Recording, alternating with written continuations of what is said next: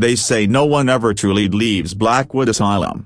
Not even the dead. For years, I thought it was just a story to scare people away, but tonight, as the sun sets and shadows creep over its crumbling walls. I'm about to find out the truth for myself. Let's begin. They say the asylum on Blackwood Hill was shut down over 40 years ago.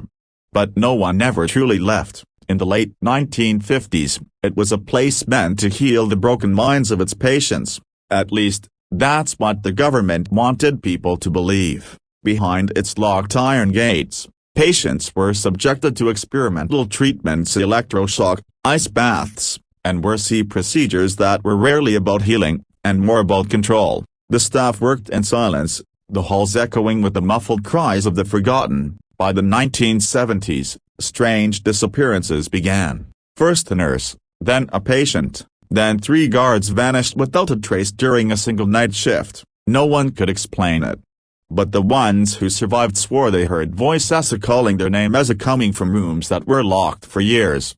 Eventually, the asylum was shut down, left to rot on the hill, the doors chained and windows boarded. Locals avoided it at all costs, claiming they'd seen lights flickering inside at night or heard faint screams carried by the wind. Over the decades, the place earned a new name, the House of the Unrested, and now, I find myself standing at its front gates, the rusted chains hanging open a broken bar as if someone was expecting me. The town rests under a constant veil of unease, as if the very air grows heavier the closer one gets to the old asylum. Even in broad daylight, its silhouette looms like a jagged scar against the sky, its windows like black, hollow eyes staring down at the streets below. Whenever newcomers arrive and ask about it, the older residents quickly change the subject or cross themselves, muttering under their breath. They talk of strange events, how, on certain nights, you can hear rhythmic tapping from inside, like footsteps pacing endlessly. Some swear they've seen a woman in a tattered hospital gown standing at the gate, only to vanish when approached. Others tell of the shadow that moves along the outer walls, but never quite matches the shape of any human. It's said that those who dare to step inside often come back different, quiet, withdrawn, as though something followed them home and never let go. For as long as anyone can remember, the asylum hasn't just been abandoned, it's been avoided, feared, and left to rot, because deep down, the townsfolk know a broken bar it's not truly empty.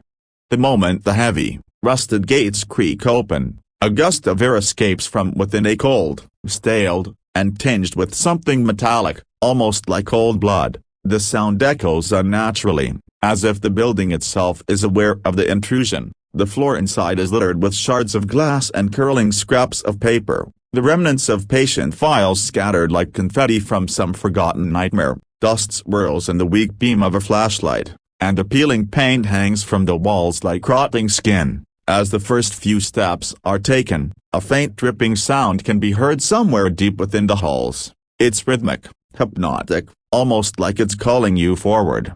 Doors hang off their hinges, and faded signs point toward wards, isolation rooms, and surgery. The deeper you move, the colder it gets, the air thickening as if something unseen is pressing against your chest. At first, the noises seem harmless, a wood creaking, a distant gust of wind, but then they shift. A soft, slow shuffle echoes down the hallway, footsteps, but not yours. They seem to pause when you pause, matching your movements exactly. Shadows twitch and stretch along the walls, bending in ways they shouldn't, and a faint whisper curls through the corridor, indistinct but urgent, like someone desperately trying to warn you, or lure you deeper. On one wall, smeared in something dark and sticky, words are scrawled and uneven, frantic strokes. Don't look back. The letters look fresh, the color wet in the dim light. You realize with a chill that you are not alone. And whatever is here has been waiting for you. The air inside the asylum felt heavier the deeper I went, pressing against my chest as if the walls themselves were breathing. My flashlight flickered despite having fresh batteries, and each time the light dimmed, the shadows seemed to stretch longer, reaching for me. At first, it was quiet, too quiet. Then came the faintest sound, like the rustling of paper.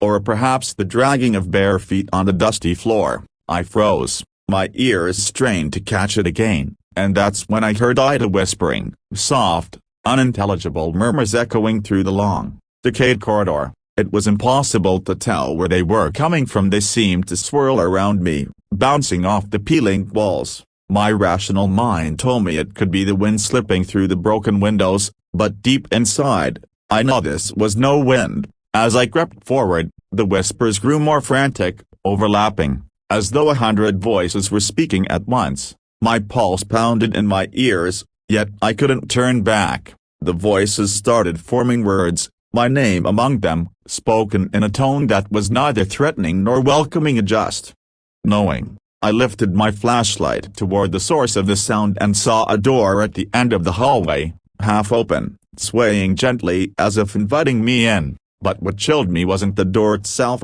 it was the shadow moving behind it, tall and thin, gliding across the wall without any footsteps to accompany it. As I stumbled out into the cold night air, I told myself I was free. But deep down, I knew the truth: they never left the asylum. And now, neither have I. If you enjoyed this story, please like, comment, and share, and don't forget to subscribe so you don't miss the next chilling tale.